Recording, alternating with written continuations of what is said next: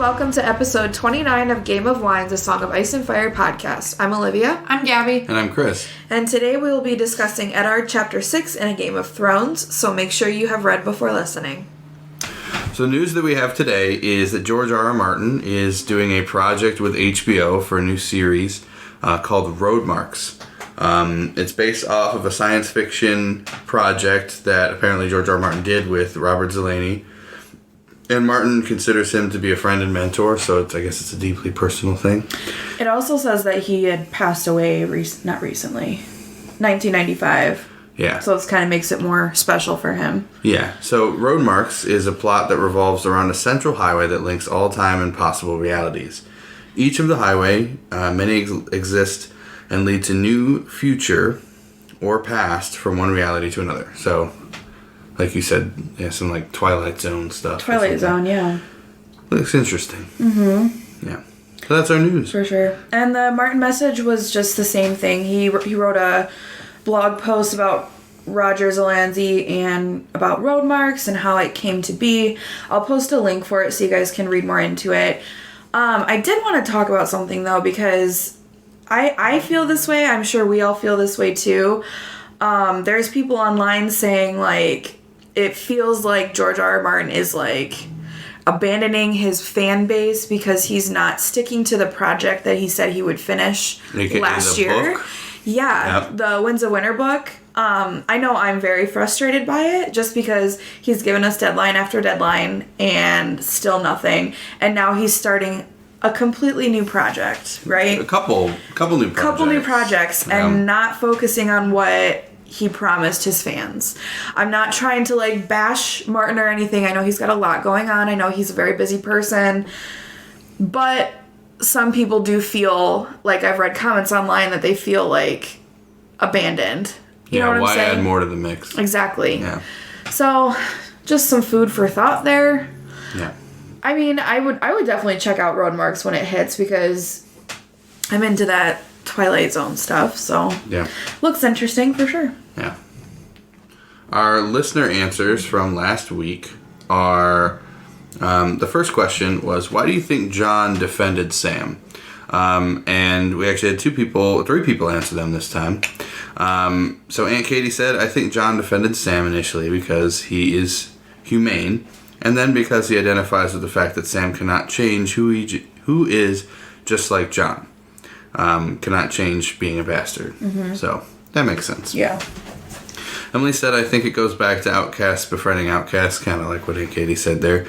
Jon is probably sensitive to people who are bullied because he identifies with them. For sure.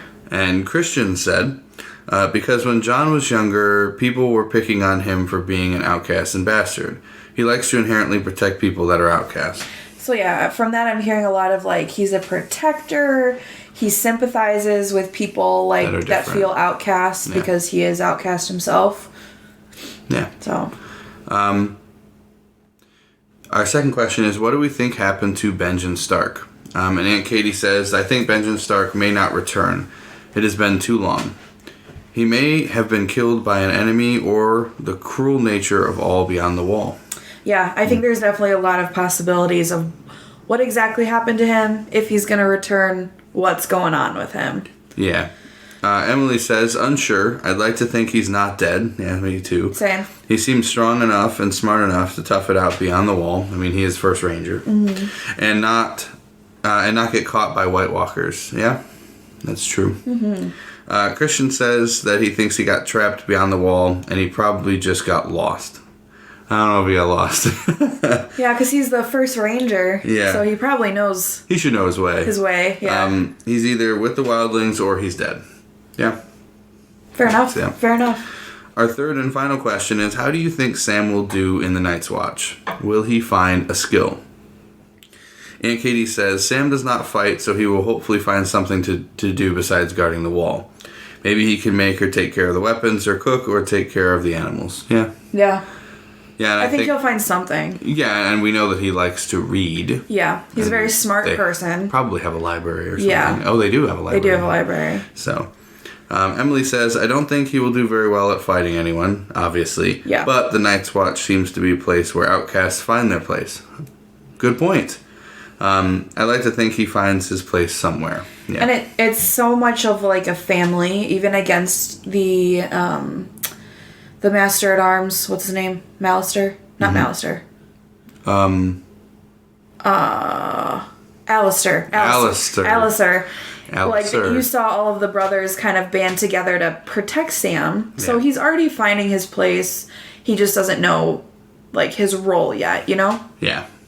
Christian says that I don't think he will find a sword skill, but I think his knowledge will help the Night's Watch. I agree. I think he's got to bring something to the table. For sure. And that's it. That's it. Sweet. Thanks for answering our questions, guys.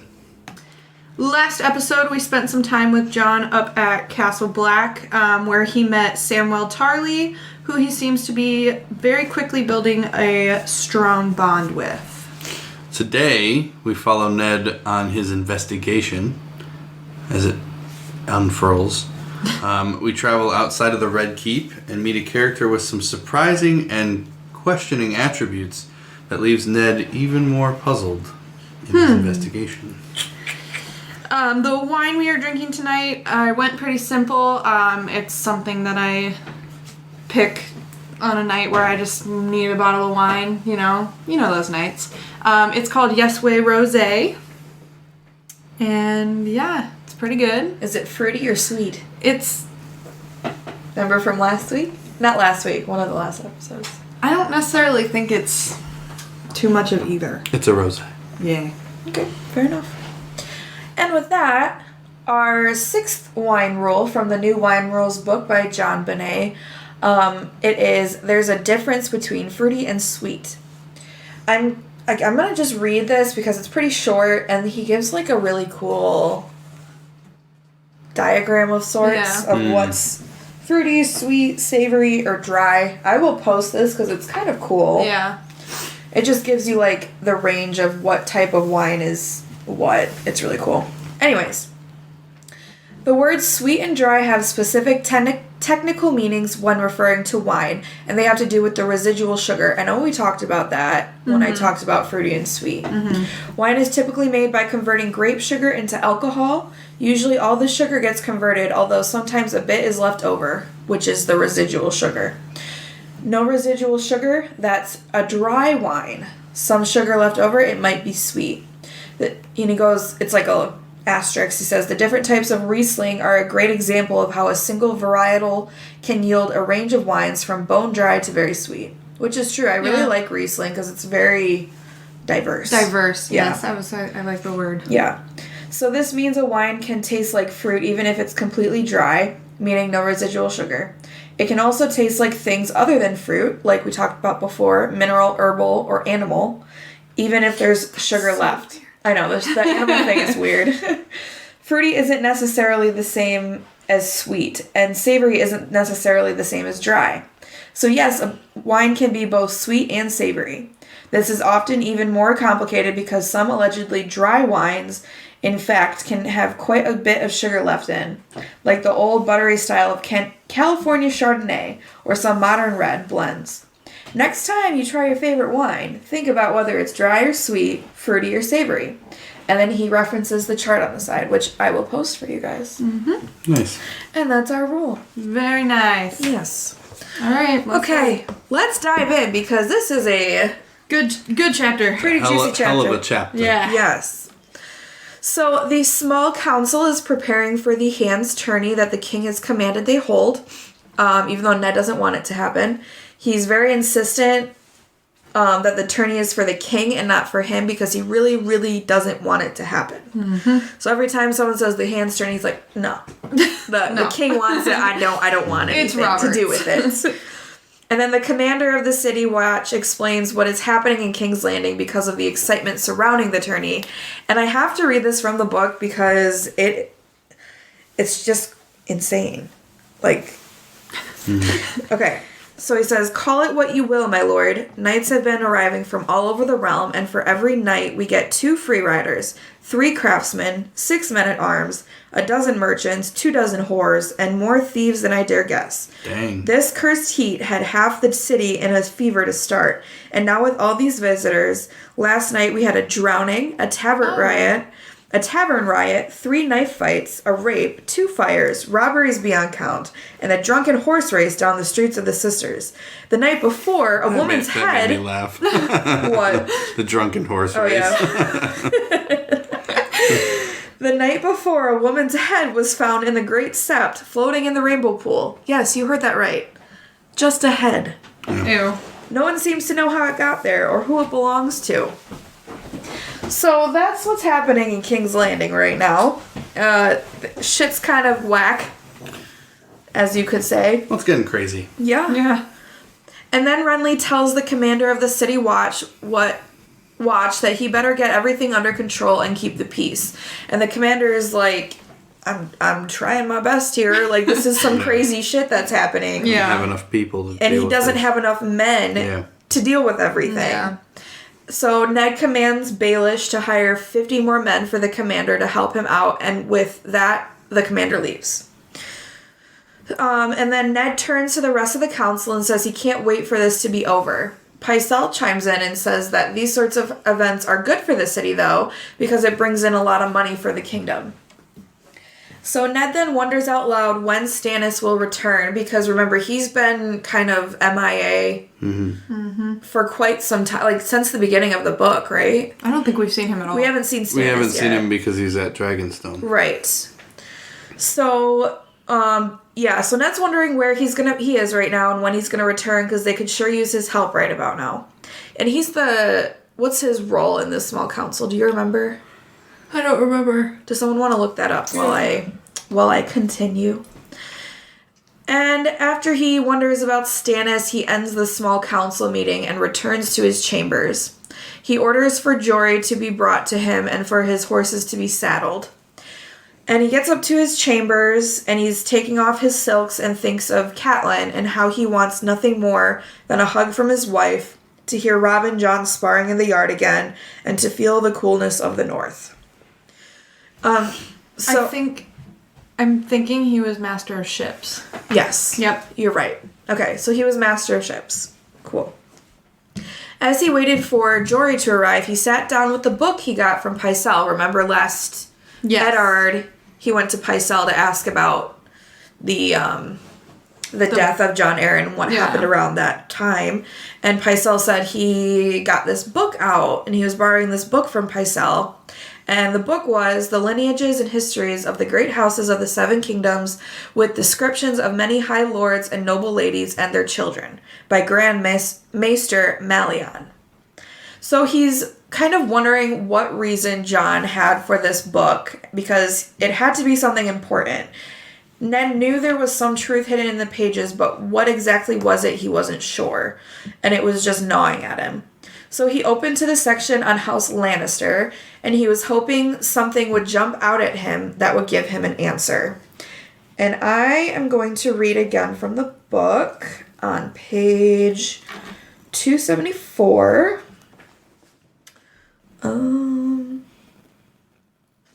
Okay, so it says, he opened to the section on House Lannister once more and turned the pages slowly, hoping against hope that something would leap out at him. The Lannisters were an old family, tracing their descent back to Lan the Clever, a trickster from the Age of Heroes, who was no doubt as legendary as Bran the Builder, though far more beloved of singers and tale-tellers. In the songs, Lan was the fellow who winkled? Sorry, that was a weird word. Winkled the Casterlys out of Casterly Rock with no weapon but his wits, and stole gold from the sun to brighten his curly hair. Ned wished he were here now to winkle the truth out of the damnable book. It's like connive. What winkled means extract or obtain something with difficulty. Winkle. That's just a funny word. So he's looking into the Lannisters because of what the suspicions that Cat had about the dagger having it belong to Tyrion. Suddenly there was a knock on the door and Jory Castle enters his chambers. So remember at the end of the last Ned chapter that he was meeting with Baelish, and he goes, I have an idea for your search. Aaron Squire is someone you should talk to. He could give you answers. And he sends Jory Castle to go find the Squire because Ned could very well be watched. So Ned asks if Jory found him, and he says yes. Jory goes on to tell Ned what he said. And he said, he claims he knew Lord Arryn well. Fast friends they were. The hand always gave the lads a copper on their name day, he says. Had a way with horses. Never rode his mounts too hard and brought them carrots and apples. So they were always pleased to see him. Yep. And Ned literally just repeats carrots and apples. I kind of thought that was funny. I don't know, just how he repeated it. And he's thinking to himself that it sounded like this boy is just going to be even less help than the others. And he was the last of the 4 people that Littlefinger had turned up to help them, to talk to. Sir Hugh had spoken to each of them in turn. And I guess Sir Hugh had been... I didn't know how to say this word. Brusque? Who's Sir Hugh? Sir Hugh was one of the knights that Jory had talking to. Yeah. All of the different sent a few people with him, yeah. There were Gotcha. there were a couple different people out talking to these people. And he said that he was uninformative, arrogant, as only a newly made knight would be. So sounds like he's literally brand new to the whole thing. Mm-hmm. Ned kind of thinks how if the hand had wished to speak with Sir Hugh, he should be pleased to receive him, but he would not be questioned by a mere captain of the guards. So he sees it as like, oh, he should feel honored that he's helping me, or seeing me or in my presence kind of thing. But instead of that, he's like, well, you can't really tell me what to do. Yeah. Except that's exactly what he literally does. Right. But Ned literally thinks even if that captain is 10 years older and 100 times a swordsman. Mm-hmm. So he's 100 times a swordsman as Sir Hugh. Ooh. He was new, though. Yeah. So. I mean, fair enough. He new to this whole thing. Yeah. So maybe give him some time. Yeah. He'll be better. So I guess they had spoke to a serving girl, and the serving girl had been pleasant. So she, I guess, had been the only one that was. She told Ned that Lord Jon had been reading more than that was good for him, and that he was troubled in melancholy over his young son's frailty, and gruff with his lady wife. So Robert. Yeah, And that's Lysa. we're gonna start to I know. trip over. I Robert trip and over that Lysa, all yeah. the time. So yeah, he was upset about obviously his family, and then the pot boy that they talked to, which when they said pot boy, I imagine it's a cook. yeah. Oh, I was thinking like the person that empties out their Oh, chamber pot boy? chamber pots. Ooh, that could be it, too. You know what I'm saying? I was thinking more of the not disgusting thing, but yeah. But it also does mention that he has kitchen gossip. Oh, then he must be in the kitchen. It could have been a little bit of both. Yeah, because it says the pot boy, now cordwainer. I just looked it up. It's a shoemaker. No, Yeah. what? Well, Makes shoes from leather. Okay, I knew you were going to ask about that, so I looked it up. We're alrighty. So he had never exchanged so much as a word with Lord Arryn, but was full of oddments of kitchen gossip, as Ned says. So I have this little paragraph that I have is like a bunch of different things that apparently Lord Arryn was experiencing and acting like and doing leading up to his death. So apparently he was quarreling with the king. He wasn't eating. He was sending his boy to be fostered at Dragonstone. Mm-hmm. So like he's sending, so he's sending his son away. I thought that was weird. I'm gonna bet that Liza wasn't very happy about that. Yeah. Probably not. Yeah. He had taken a great interest in the breeding of the hunting hounds. He visited a master armorer in the city to commission a new suit of plate that was pale silver with a blue jasper falcon and a mother of pearl moon on the breast. So he's going out and getting something fancy. Yeah. Mm-hmm. And they're talking about the squire, right? The squire? No. No. They're talking about Lord Arryn This is right someone now. different. No. Oh, okay. Got it. I'm gonna cut that out. Yeah. And then apparently the potboy had told him that the king's own brother had gone with Lord Arryn to help choose the design. And it wasn't Lord Renly, but it was Lord Stannis. Mr. I don't want to be around Yeah. was around. He was Yeah. around. Not only was he around, but he apparently maybe had an eye for fashion. Yeah, an eye for fashion. I like that. Oh my god. Ooh, I want to go with you. Pick it out. So Ned then asked if the watchman recalled anything else, basically just necessary that he should know. And Jory tells him that the lad swears Lord Jon was as strong as a man half of his age and often went riding with Lord Stannis. Huh. I thought he was weak and dying. Right. Sickly. Right. Weird. That's suspicious. That's weird. That's weird. So obviously this gets Ned's attention again, kind of like how it just got ours.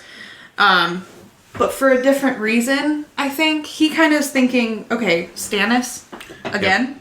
Yeah. He found that strange because Lord Arryn and Stannis had been cordial, but never exactly friendly. So them going out riding and going to pick out armor together, like, that's not... Buddy. Yeah, that's not what they would do. Right. And while Robert had been riding north to Winterfell, that's when Stannis left and removed himself to Dragonstone. So, I mean, it kind of seems like he left pretty recently. Sounds like they might have uncovered something that might have made him want Stannis to leave. Probably. Yep. And he gave no word as to when he would be back. So, literally they have no idea. He just said peace. Yeah, he's like, bye. Yep. So Ned asks where they used to go on these rides.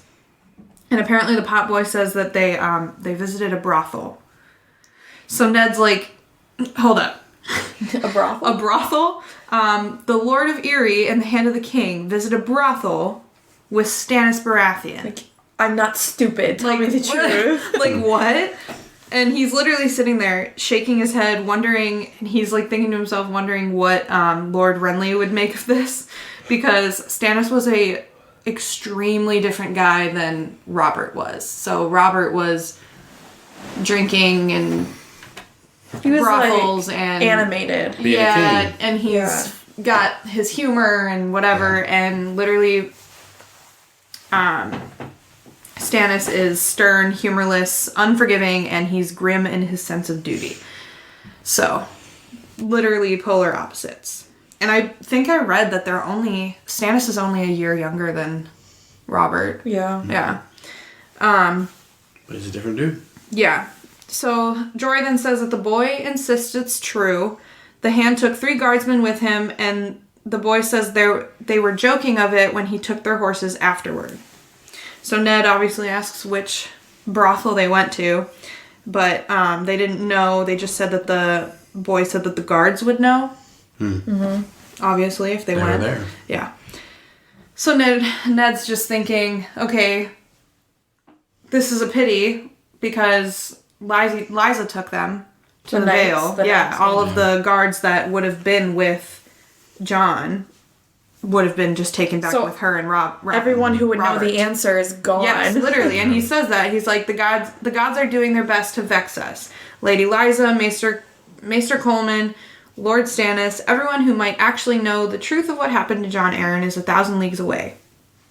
That's insane. Yeah. That's I some bet that's sus. really frustrating, too. Sus shit. I mean, like, why did everybody Stannis is leave? gone. Yeah. The guards are gone. Yeah. Liza took everyone to the Vale. That could answer any questions. Like, for what? So now, For what reason? Ned's trying to put pieces together that... What was the reason? Yeah. Sorry. So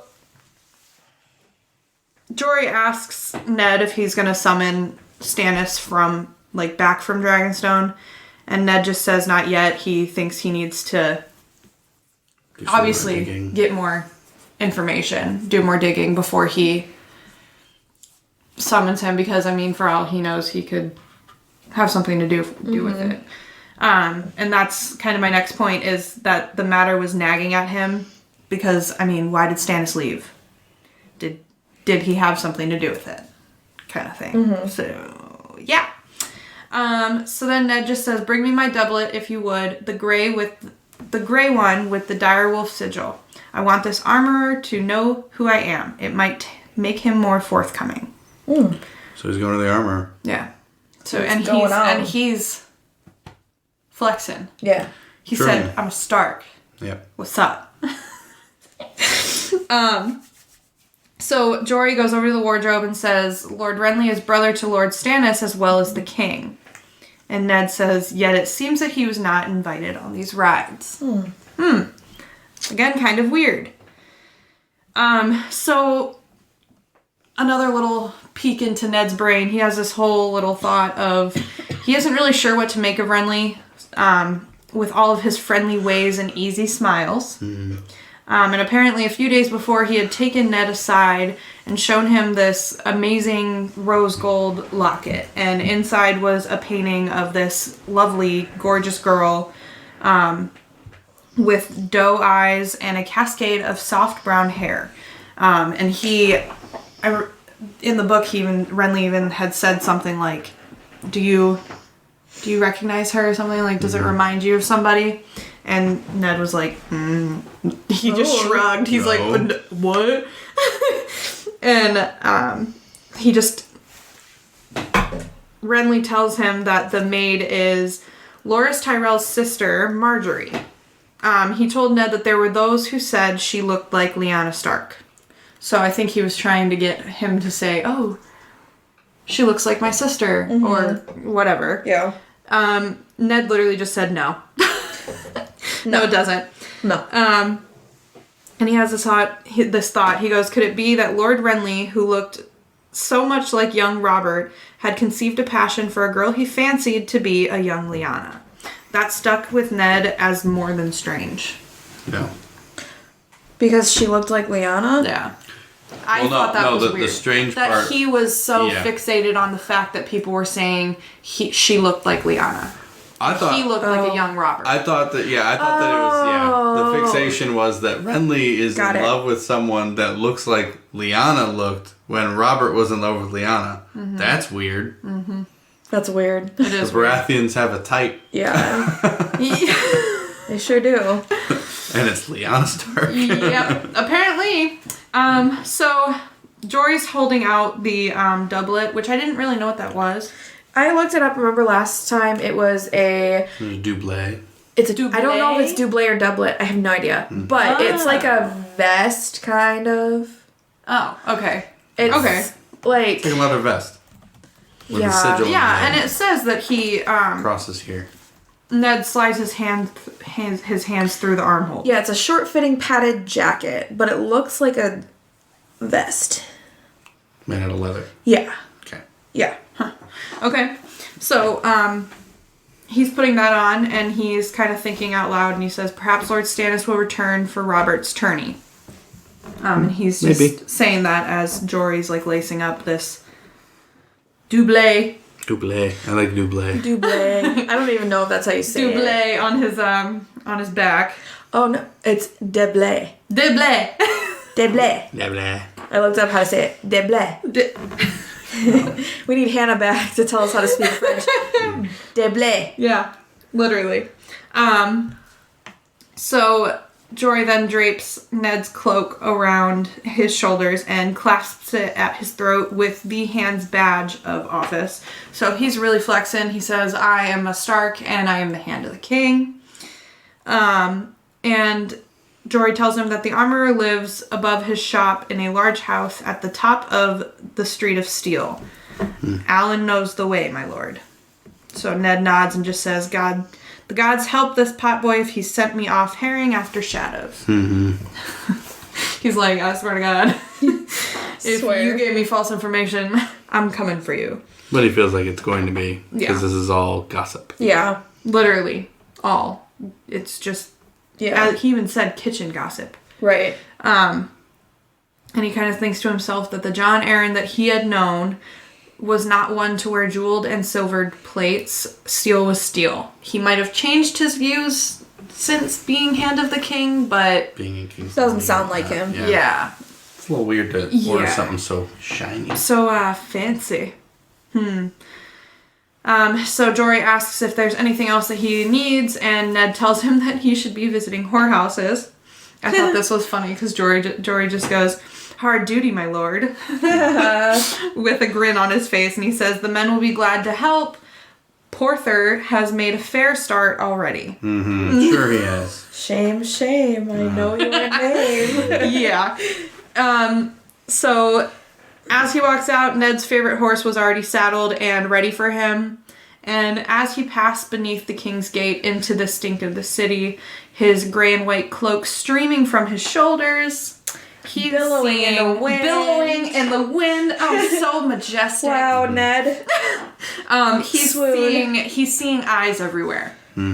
So The spies. He knows he's I mean, at this point, everybody's kind of told him about all the spies that everybody has, and he's like, okay, now I'm noticing them. Right. You know? So he kicks his horse into a trot, and his guard follows him. And the whole time that they're making their way through the streets, he's looking behind himself. He's, checking to make sure nobody's following him. You can tell he's feeling super uneasy, which I think is pretty valid, especially at this point, which I know that everything has been gossip, but I mean, from what he's been told, doesn't seem like he was, like Lord Arryn was sick. Yeah. So he's like, maybe I should be careful.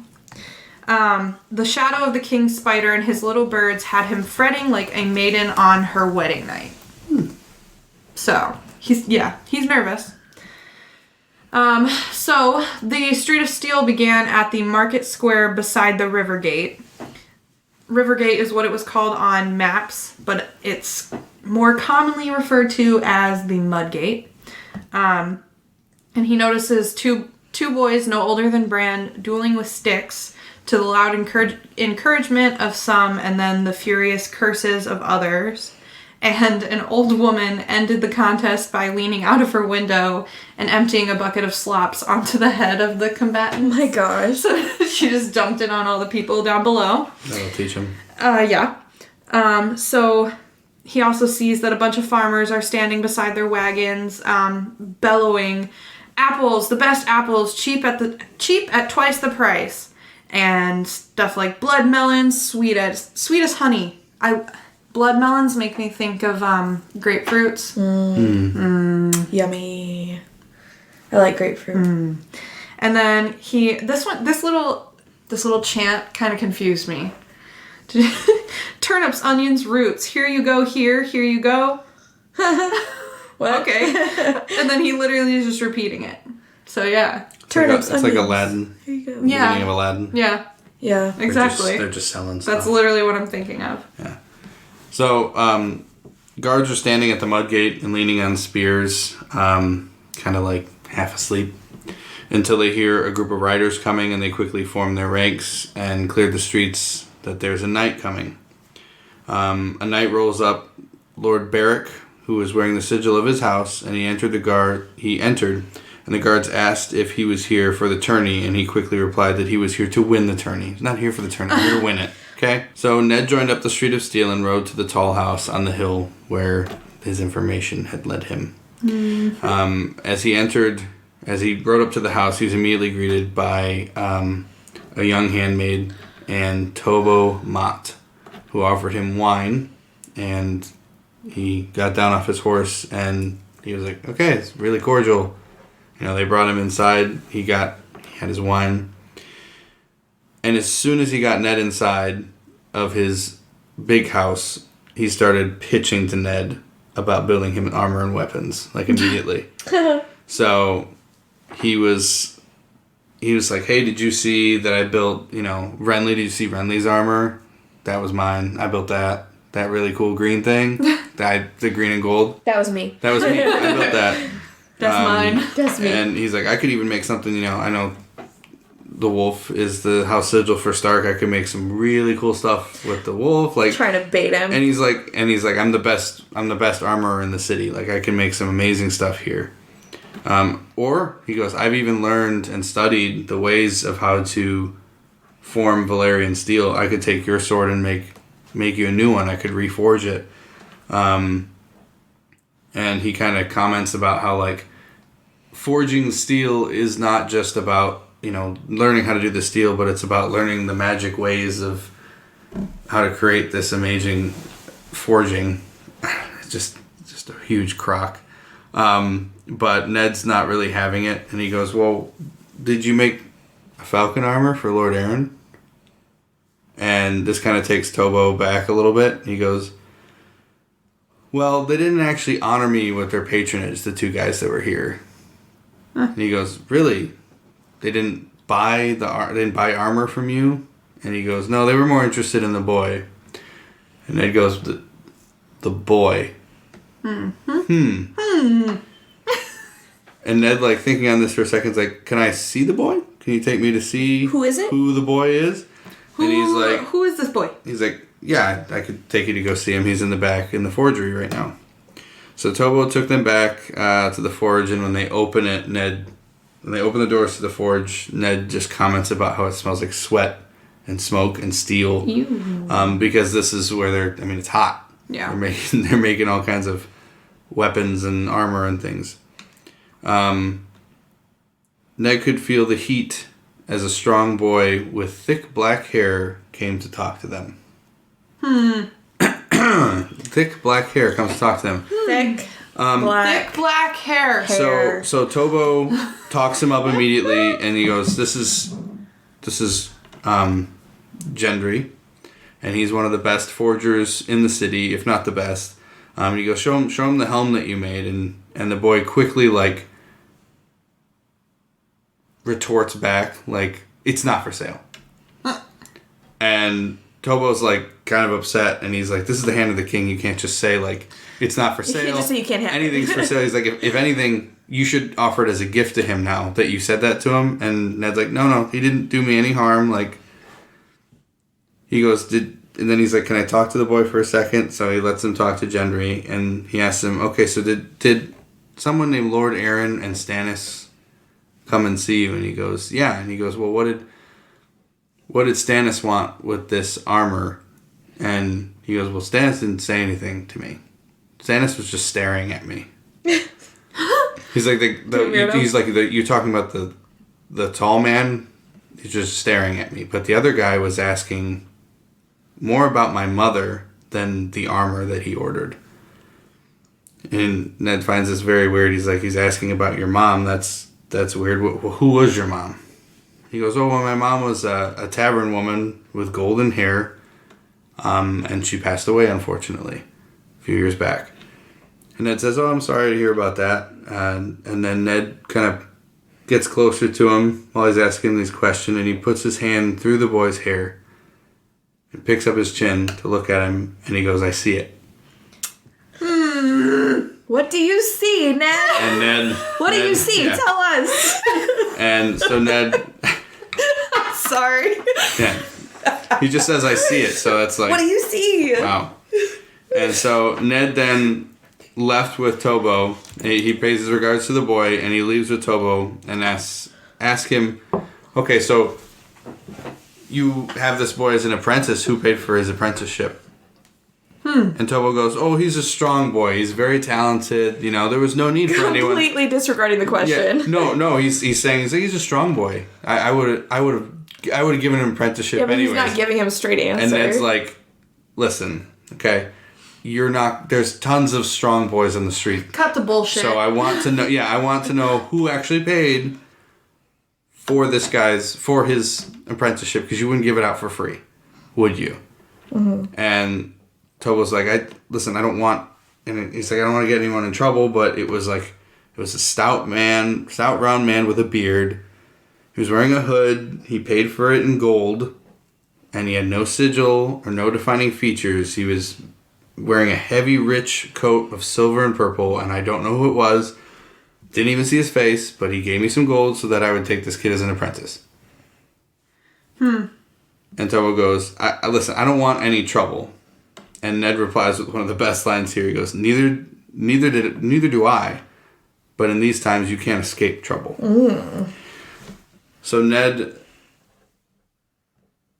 said that said to Tobo as he was leaving, he goes, "If Gendry ever wants to wield a sword instead of make one, send him my way."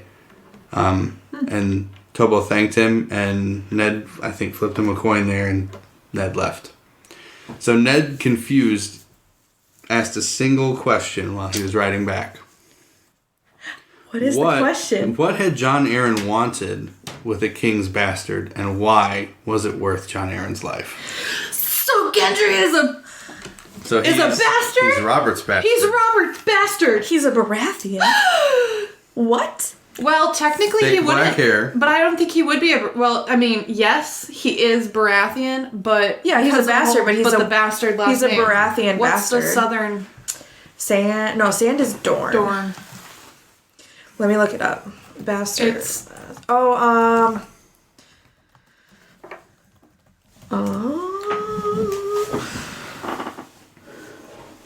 Waters. Well, they are Storm's End. That's just crazy. So, there it is. Gendry's a bastard of the king. Mm-hmm. Yep. So the plot thickens. The plot thickens. Like Gendry's hair. So our discussion questions are, we're going to start with, why do you think Ned was so interested in what the book said about the Lannister family? Now, why the Lannisters? Well, first of all, we know why the Lannisters, because they're suspicious about the dagger. But why are we suspicious about their heritage? Their lineage? Yeah. See? I don't know. I don't want to say, too much to give anything away. No, I don't know. Yeah. From the books. yeah. From the books, I don't know. I don't know. Right. Right, so... We just know that there's something fishy about their heritage. Something fishy afoot. And remember, I don't know if I'm overstepping right now to say this, but remember that looks are very important in Game of Thrones. Yes. Eye color, hair color, all of that, skin color. That's Ned just picked that up. exactly like that. Like the hair was like the big giveaway for Ned. Thick, black hair.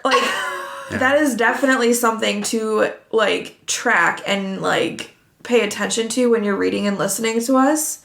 Yeah. Is looks, because they do a lot of lineage based on how you look. Mm-hmm. You know, your traits for your family are passed down strongly. And it's all written down, obviously. Yes, it is. It's written down there. So it's important. Yeah. It's very important. Yep. So we don't know yet. Yeah. Yeah. I mean, we just haven't gotten. But there's definitely That speculation much. Yeah. about. Not going to speculate too reason. hard on it. Yeah. But it's something to speculate about. Yes. Yeah. And the second question is, what do you think these bits of gossip have any truth to them? I mean, I'm going to say yes and no. yeah. I think people have their own ideas of what might have happened, just the different people who would see the Hand of the King around. But, I mean, obviously there's some sort of truth to them. He found Gendry. I'm not throwing anything out that was said, besides the carrots and apples thing. I think everything is Other a than good that. starting point. Yeah, I think there's I think some... he has to do some digging and research. He obviously needs did more. this chapter, but I don't think he should take everything as it is that he hears. I think that they're... To be on the Gendry thing, I think that's why Stannis was there. Because Stannis was a Baratheon. Mm-hmm. Or is a Baratheon. Is a Baratheon. He's confirming that that's a Baratheon bastard there. Yeah. Looks like a Baratheon, doesn't he? Must be a Baratheon. So I'm thinking that's why Stannis is there, but that doesn't answer the question. Why was he? Yeah. Yeah. Why did he accompany Which leads Jon? us to our next question, which is Ned's question. And will we be able to answer it? I don't know. We'll try. But what had Jon Arryn wanted with the King's Bastard, and why was it worth his life? I think claim to the throne. Yeah. I think it has to do with the kingdom. Who has the Probably. right to be on the throne. Yeah. Yeah, I think that Stannis left for a reason, and he's the next in line. isn't he? Exactly. So if he's or is Renly next in line? No, it's Stannis. It's Is it Stannis. Stannis? Renly's the Renly So youngest. if Renly's Stannis the is next in line, yeah. then why? I mean, But why except- Jon Arryn? Why does Jon Arryn care though? Why? But that answers why Stannis cares. Why would Jon Arryn care? Stannis, yeah. So why wouldn't Stannis just do it? Why would Jon Arryn care? Right. I don't know. I think because Jon had good intentions for the realm, maybe? He was just an honest person. Yeah, maybe he was just a man of honor like Ned is. Question mark? He helped raise Ned, didn't he? Yeah. Yeah. So obviously Ned had to learn it from somewhere. But I don't know. It's just weird. Ned and Robert were friends. But if he did, my question is, if he did, I'm sorry, we're asking more questions than actually answering it. But why? Well, it's a discussion question. We need more questions. Why would Jon Arryn, if he was so close with Robert, why would he want to look into the possibility of a conspiracy? Do you know what I'm saying? But I feel like I think we know why. Yeah, but But outside of that, in the book itself. Yeah, he's book the itself, I don't think we know hand. yet. He's not I don't think we have any even type of speculation as to why he would be so interested in that right now. I think that we do see something, though, with the lineages and looking at a bastard and the fact that I think that right now... I think it's hinted towards Ned playing Sherlock Holmes... Yeah. Has So found just to recap, I just want to say why this is important. Currently, Robert is on the throne. Right. Yes. Right. If he dies, who's up next? Stannis. Right. Well... Right? No, because he has a son. No, because Robert has a son. I know, but I'm saying... without them? Without the son. Yes. Right. It would be Stannis. Stannis would be next, yes. And if it weren't Stannis, yes, it would be his son. But the fact that there's a bastard, he's a threat to the throne. Yeah. That's why it's important right now. Stannis. So let's just recap this whole thing. Oh, God. Robert had a hand. Yes. In Jon Arryn. Right. Jon Arryn friends with Ned and Robert. Yep. Jon Arryn, before he died, was looking into several things. One, he was looking at the Book of Lineages. Mm-hmm. Yep. He was looking into this kid, Gendry. He was looking into a couple other things that you mentioned as well. Mm-hmm. What was one of the other things? Breeding the hunting dogs. Breeding the hunting hounds. And getting the new armor. Yeah. But now it kind of seems like the armor though? was just an excuse for... Right, I think so. I think that was an excuse. Just to get more info. He was just reading... I can't remember. Or it was an excuse to not be watched. Maybe. Right? Because now it doesn't look like he's going there to talk to a bastard. Yeah. It looks like he's going there to get some new armor. Yeah. Right. For the, whatever he needed it for. Because Renly got some new armor. But wasn't there one other thing? I can't remember. There was something else that he was looking into as well that was questionable. Then Jon Arryn dies a questionable death the day after. After he's questioning all this stuff. After the day after he gets the book of the lineages, he dies. Because he's getting too close to it, maybe. Or he gets sick. Right. I guess I should say. It took him a little while. But it's just crazy because the day before he was this strong, healthy man that was so active. He was and then he stronger was than deathly men. sick. Yeah. Stronger than men half his age. Yeah. And then all of a sudden he's deathly sick. Yes. Going on rides. Yeah. For no reason. Going to brothels. And then I would say, I'm going to throw this in there as well, Maester Pycelle is acting a little sus with sending another Maester away that was trying to save him. I think that's a little questionable. Everything's just suspicious because also Lysa's being a little sus too. Yeah. She's bringing all those people back to the Vale with her. What? What? And then after he dies, Lysa leaves and brings everyone that could answer any questions with her. Yeah. Sus. Exactly. That's what I just said. Including her son. That's what I just said. Even her leaves. son. Yeah. And then Stannis leaves. Well, her son was already... But why does Stannis leave? Yeah. I think that's my biggest question right now is why did Stannis Because that just made him look worse. It does. At this point, if anyone puts any pieces together, which Ned is, Stannis looks very guilty right now. Yeah. But then again, why would he want to kill Jon Arryn for that? Yeah. That wouldn't be Jon Arryn. That would be... No. Why would Stannis left... That would be the Robert's kids if he was worried about Yeah, that's what I'm saying. It doesn't make any sense. Why would he kill Jon Arryn? Or would he? Because remember, Stannis said, or they said that Stannis duty was like his number one thing, right? Yeah. That's all he cares about is duty. And it's kind of like Ned with being what? An honorable person. Honor and then duty. You got like two sides of the same coin. Yeah. Yeah. But they're like almost very similar to each other. Yeah. And now Ned's go here. about this all night, though. I was gonna say, if you guys are still with us right now, you guys are troopers. But you're probably asking you. the same questions Honestly, and thinking along the same lines. Yeah. So if you feel confused right now, don't worry, we are too. Yeah. But it's a good confusion because It we're is. uncovering, every single chapter seems to uncover a little bit more. Yes. And yeah, So we're getting into the thick of it now. yeah. So, our Tyrion tidbit for today is, I've heard that the food in hell is wretched. Well, I would imagine so. I don't know if that was a smart tidbit. I was just gonna say, I would It's just assume funny. so. It's just a little light humor I just after that love him. serious chapter. Yeah. Love him. Alright, guys. Make sure you follow us on all of our social media. You can find us on Facebook. Our Facebook page is Game of Wines, A Song of Ice and Fire podcast. Our Facebook group is Game of Wines Podcast Group. We are on Instagram, Twitter, and TikTok at Game of Wines 1 and on YouTube at Game of Wines Podcast. That is it for this week's episode of Game of Wines. Next episode, we will be discussing Catelyn Chapter 5. So make sure you read before the next episode. Thanks for listening.